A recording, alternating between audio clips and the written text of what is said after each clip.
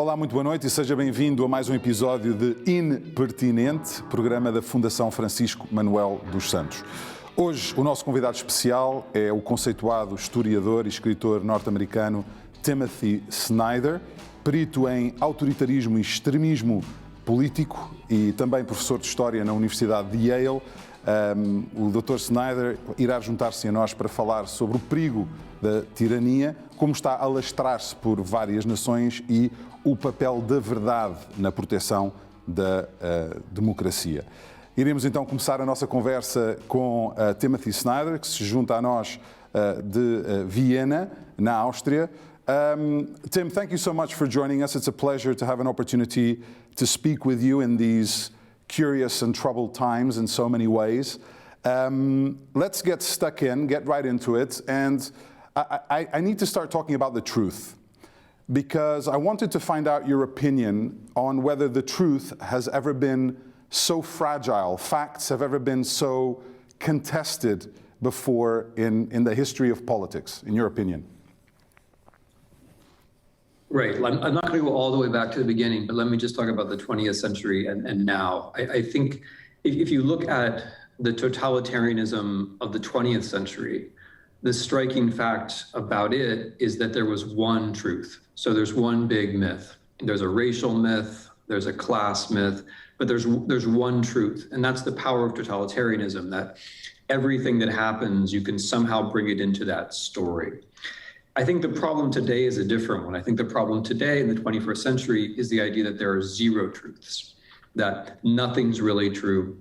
My opinion is as good as your opinion. There's no such thing as authority or expertise. I don't want to hear things that bother my state of mind. I don't want to hear things that challenge what I already think. I think that's the basic problem. And I think it has two sides. There's the moral side, which is we just don't insist ethically that there is such a thing as truth. And then there's also the supply side, that around the world, but in critical cases like Russia and the US, you let local news die. And when local news dies, then people aren't surrounded by facts anymore. They think, okay, everything happens far away from me. Everything's a little bit mysterious. And then conspiracies and other things which otherwise maybe wouldn't have been so attractive become attractive. There's so much to break down there already, but let's start with examples first of where we have seen an absence of truth in rise to power and in reigns. And of course, we have to talk about the big lie, which you have written extensively about, and post-truth as well. Even after every single Trump protest regarding the elections was thrown out, this lie lives on. How can that be? Yeah, I mean, it's interesting, right? Because it reveals a possibility for human politics that maybe we don't want to see. I mean, we would like to think that we're all enlightened. We'd like to think that we're all rational. We'd like to think that we hunt for the facts, but we don't. I mean, we have to be educated to be that way. You know, democracy is a project. Democracy takes a lot of effort, and part of that effort is generating the facts and raising citizens, educating citizens who are tough enough in a way to face the facts. It's pretty easy to slip back into a world where the leader defines reality and what the leader says over and over again must be true. And where people, this is where it gets worse, where people actually get used to being lied to and like being lied to, because when they're lied to, it reminds them that they're in a subordinate position and they find that comfortable. The leader has the job of lying to them. So with Mr. Trump, you have this very interesting evolution where he starts by lying about everything. I mean, you asked in the first question about historical comparisons. It's hard to think of anyone who has lied as consistently as he has all the time. But by the end, you get to this big lie, which is not just a contradiction of some element of reality. It's a whole different reality, right? And unfortunately, that's the appeal. Because when you lie about something like an election that you lost by 7 million votes, you're basically inviting people inside to some kind of closed realm where it's precisely faith that matters now, right? So the judges can rule against you, the ballots can be counted, the reporters can all say you're wrong, but you know you're right. You have faith that you're right. And that creates a kind of closed community, and that closed community thinks that everything else is a conspiracy. So that's how the big lie works. Yeah, and we'll get into the role of the media and social media as well in creating environments that perpetuate those lies. But you talked about Mr. Trump, and he obviously is the most high-profile example of that. But it's getting quite worrying as well in Europe at the moment, isn't it? Because you look at states like Poland, Hungary, Slovenia, and it's very much the same tactic of rising to power and then keeping it. Why now? How worried should we be? Well, I mean, the first part of my answer would be, why always? Okay. I mean, democracy is always hard, right? I mean, the ancient Greeks found it so hard that they gave up on it. And the first round of democracies after the First World War, most of those failed. So the second round of democracies after the Second World War, many of those failed as well. It's normal for democracy to fail, right, historically speaking. So I think part of what we have to remember is that democracy is difficult. I mean, Portugal since the 1970s, Spain since the 1970s, communist Eastern Europe since the 1990s. This is the latest wave of democracy. All the other waves have crashed. And so it's not that this is so abnormal. The question is not so much why now. The question is, what do you actually need to have a democracy, right? And your questions have cast light on some of the things that you actually need. You actually need to have not just a critical press, but you have to have a local press and an investigative press. You have to have some kind of ethic of commitment to the truth, because authoritarian regimes are generally founded on some kind of a lie. You mentioned Poland. I mean, part of what's happened in Poland is that the government that's in power seized on a human tragedy in 2010, an airplane accident where much of the country's elite was killed, and turned it into a fiction, a story about how there was an assassination. And then that fiction becomes the line. Are you a believer or are you not a believer? And belief has its place in life, but belief and democracy don't really work together. For a democracy to work, people have to be willing to change their minds. And that means that they have to be flexible themselves, but it also means that there have to be institutions which confront them with factuality, which gets them to change their minds.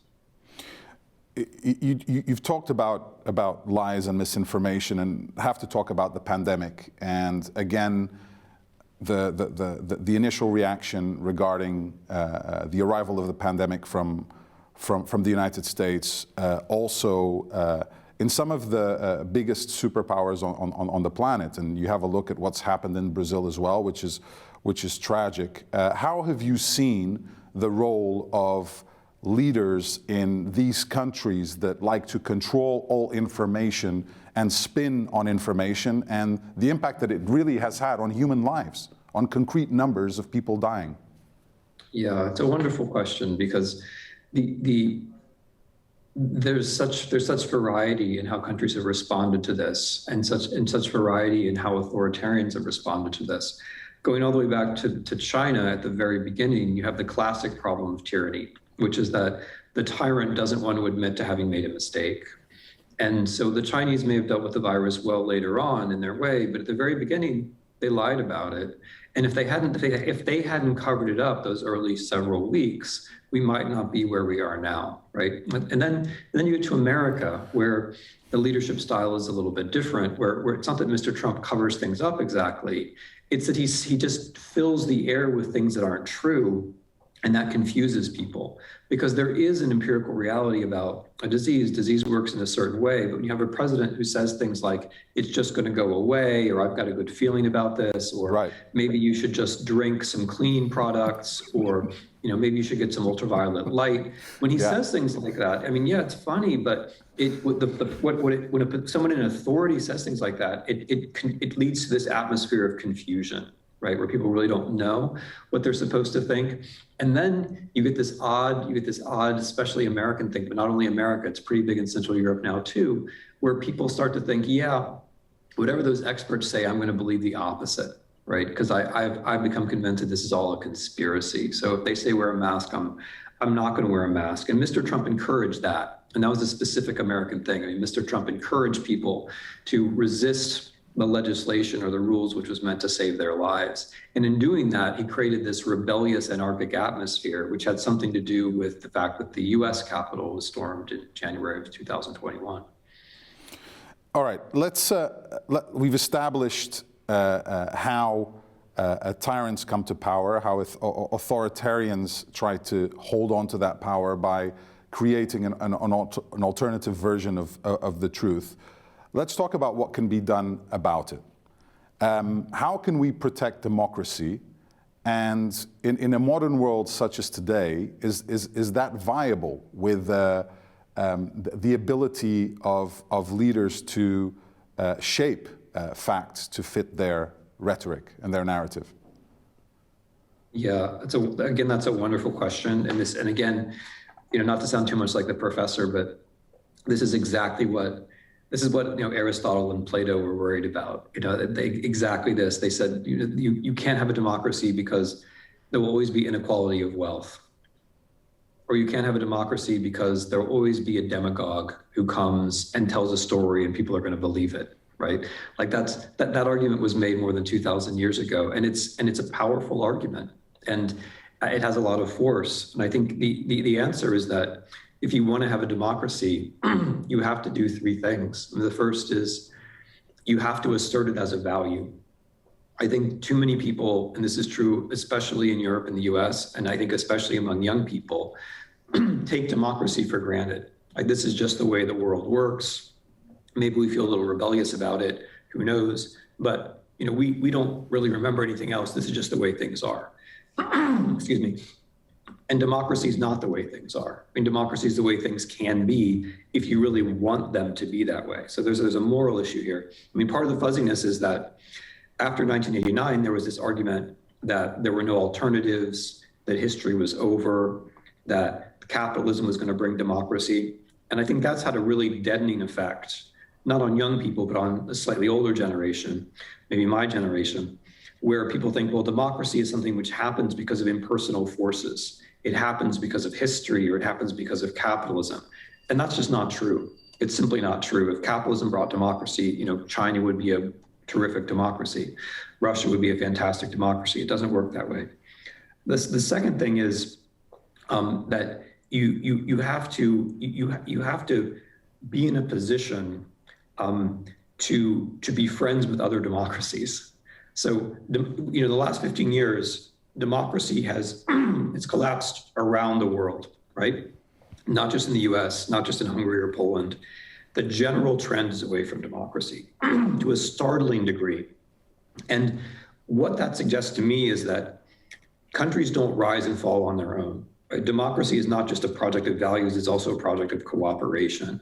And so institutions, whether they're transatlantic or European, any form of cooperation which affirms democracy, I think is very valuable. And by the way, for me, this suggests that the European Union should be much more explicit about being a union of democracies.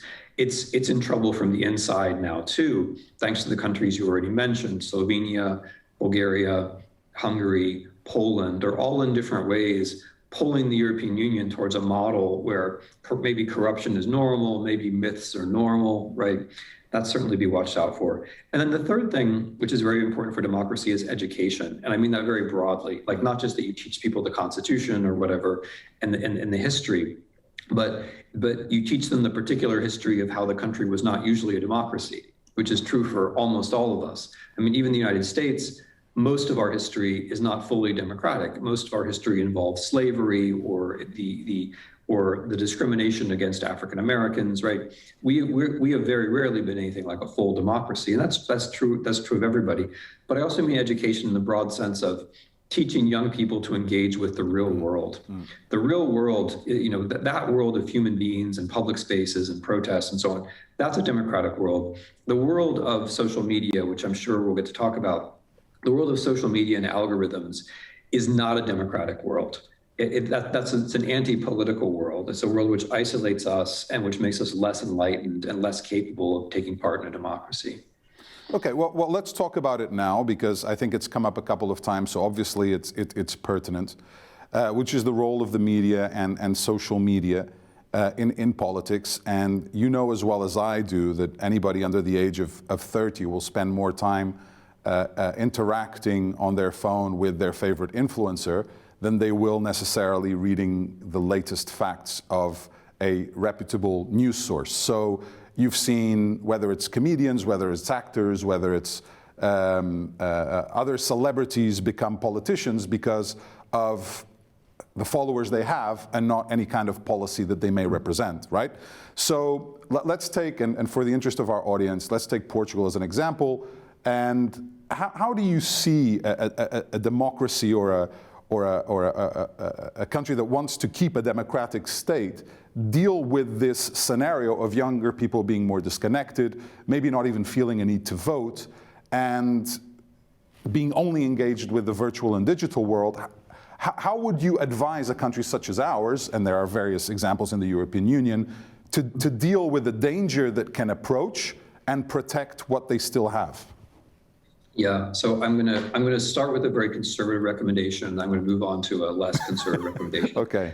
My very conservative recommendation is that I think the digitalization of schools is a mistake. I think you should go in exactly the opposite way. I think all digital devices should be banned from schools. So schools should be pencil and paper and human beings and books. The kids can be with their phones and their computers the other 16 hours a day if they want to. But I think schools, and as far as possible, universities should actually quite consciously try to build human spaces where people are, where people's eyes are on books or people's eyes are on other people's spaces and not on screens. And I mean, if we want an argument for this, let's just think about the pandemic.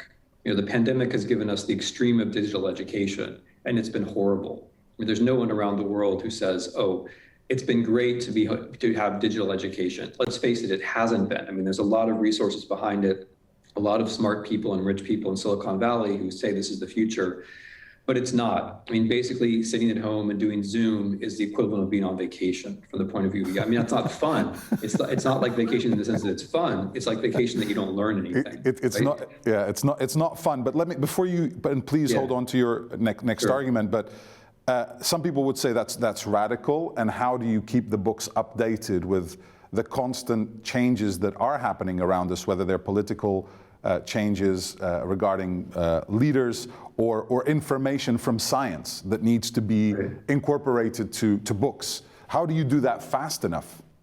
Yeah, I mean, our problem is not that we can't keep up. Our problem is that we don't have the basic concepts and habits of mind to keep up. So it doesn't matter how much information you're getting if you don't understand the basic concepts. And that's true both of politics and of science. So if you can get the kids to understand the basic concepts, whether that's the theory of evolution or whether that's photosynthesis, or whether that's fusion, or in politics, you know, whether that's the difference between mob rule and democracy, or, you know, the difference between a monarchy and a republic, if you can get those concepts in, then they can process the information on their own. I mean, if you just chase the quantity of information, you end up not actually knowing anything. You know, the whole point of schools is to prepare minds so that when they are thrown out into this world, they can make good choices and they can process and they can communicate as human beings. So I don't actually worry about that. I mean, I would say there should be, I mean, to amend my own proposal, there should be a class which is about programming, not about consuming, but about programming. Right? Because I mean, what 99.99% of the kids do is passive, right? But if you have a class in programming where you're forced to be active, that's not only a good skill, but it also makes you a better consumer because you have some sense of the tricks that are being played on you when you're staring at the screen. Okay. I'll get to media now as well because I want to get your opinion on that. And how can the media protect democracy and be as close to the facts as possible, and at the same time protect their financial interests, which come from ratings, which ratings normally are associated with a more sensationalistic way of selling the news rather than telling the news, right? Yeah, no, it's a terrible problem, and it's brought to the extreme by the fact that most advertising revenue is now taken not by media, traditional media, even television media, but it's taken by social media. And so everyone's trying to compete with social media. I recognize that problem. And I think that it has to be seen as a problem of policy and not just a problem of the market. I think if it's seen just as a problem of the market, then in fact we are going to lose. So I think entertainment's great. I have no problem with entertainment, but it's entertainment. It's a little bit like information. You can have as much of it as you want. It's never going to create the public forum, right? To have a public forum, you have to have people who know what's going on in their lives. And to get that, you have to have thoughtful policy. I mean, you have to make it profitable for people to be investigative journalists. That's the most important thing. So you have to have a situation where, maybe even the government has to pay for the first year of your career when you're an investigative journalist, because investigative journalism is essential to democracy. Maybe the government, and I think the EU should do this, should be taxing the social media giants, because the social media giants take profits from other people's investigation, but they don't do any investigation themselves. So tax the social media companies in order to pay for investigative journalism on the ground, because there's no substitute for that. I mean, however it's paid for, the only thing which matters in the end is human beings getting out of their offices, going out to talk to other human beings and figuring out what's going on and writing about it. There's no substitute for that. And it's just as you know, that's just a tiny, tiny, almost invisible percentage of the media. We have a few thousand people who are doing investigative reporting, and then everything else in some way is just an echo chamber of that, right? And it should be the other way around. I mean, we should make sure that we find a way to devote resources so that the investigation is more important. And the people who investigate make money. I mean, that's also crucial. And it can be done. I mean, Norway subsidizes local newspapers. The German Constitution says that a right to factuality is a fundamental human right. If you define the question that way, then it doesn't become just about media making profits. I respect those problems. I see how it's difficult. But we have to start, I think, from the issue of values. Like, what do we actually need to have a democracy? Yeah, and that actually transitions nicely into kind of wrapping this conversation up, which is the good examples. And guidelines that you would give if you were advising the government of a particular democracy, or even someone at the European Union. What kind of guidelines would you give them to follow in order to be able to be aware of the danger that's there and protect what you have? Yeah, I mean, that's a wonderful question. So let me just pick up from where we just left it. I mean, in general, there is some good news too. We've had a conversation about the problems, but there is some good news. I mean, in American democracy, a lot of people voted, and that's why Biden won. Inside the European Union, Slovakia, it's not a perfect country by any means, but it's shown how protests can actually make a government less corrupt, that we're not just on a ratchet where everything has to be more corrupt. Even in places like Belarus and Russia, I think there's legitimate grounds to at least to have some hope for the future. But as far as recommendations, my big recommendation, I think, would be the theme that you've introduced in this conversation, which is factuality, unpredictable factuality. What governments are naturally concerned about is message management. And that's understandable. But what a democracy has to be concerned about is not messaging. What a democracy has to be concerned about is that its citizens feel like they're comfortably surrounded by a real world. And that isn't necessarily going to mean that they're going to vote for your party next time. But I think it does mean that they're less likely to believe in some conspiracy theory, whether it's about masks or global warming or whatever it is. If you can build up people's trust again in the world which is immediately around them, then they're going to be more likely to trust the bigger institutions rather than think the bigger institutions are always against them. So that looking to the 21st century, and also from an American point of view, because this is what happened to us. We lost our local news. Most of the United States of America is a news desert. There's no one reporting from most of the territory of my country. And that's part of what's gotten us to this risky position where we're in today. I think Europeans have a chance to hold that off, and I hope you do. And I'll just pick up something because I wanted to get your opinion on it. And it's something that drives me crazy when I'm in a WhatsApp group with friends of mine and they forward screenshots of some fact or some crazy notion that comes in, and people forward things without even processing that information. And I do think there is a responsibility in all of us individuals to stop it, to stop that kind of behavior, because that propagates everything that these governments are also doing at a much higher level. And I know I drive my friends crazy, but I always reply something like, source, context. What is it? Yeah. I mean, this is a bigger subject, because this is how we're being overpowered by the machines. Because like your friends forwarded that without thinking, because it appealed to them, right? Yeah. It appealed to them. It got under their skin. It got behind their defenses. It got to their reptile brain, right? It got behind it, and that's what the machines do. The machines find the stuff in us, which is least human. They find the stuff in us, which is most bestial, and they bring it out. That's what they do. They make us less human. They make us less smart. And so then the question, and then we say, well, that's just freedom. But no, that's not freedom. I mean, giving into your impulses and being manipulated is not freedom. The free person is the person who can say, wait a minute, I realize that I'm being played here. Somebody's telling me something I want to hear. Somebody's putting something from my eyes that they think I'm going to like and click on, right? Somebody is looking for my weaknesses here. That's what a free person says. And a free person says, well, wait a minute, just because it feels right doesn't mean that it is right. I'm going to think for a minute about whether that is right. And so, I mean, underneath it all, a lot of this is this, like, the human freedom versus algorithmic impulse. Because the algorithms are really good at making us, they're really good at finding the stuff that, gets to us really quickly. And before we know it, like, they become the educators, right? They're educating us, they're transforming us, they're making us caricatures of ourselves. It's funny because when I was growing up, there were all these futuristic films about man against machine, and it's more like man against algorithm.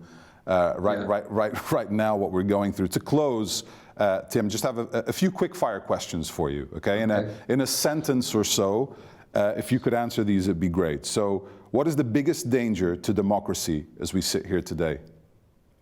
The biggest danger to democracy is that rather than confronting the problems that we could actually solve, we dwell on the emotionally divisive issues that are being handed to us day to day. What is one personality trait that a good leader must have? A good leader must be able to listen. A politician has to be able to tap the mood, but by listening, I mean something more like realizing there are interests out there which maybe don't have the loudest voices. Okay. What is the biggest challenge that humanity is facing in the next decade? They're connected. Global warming and the truth.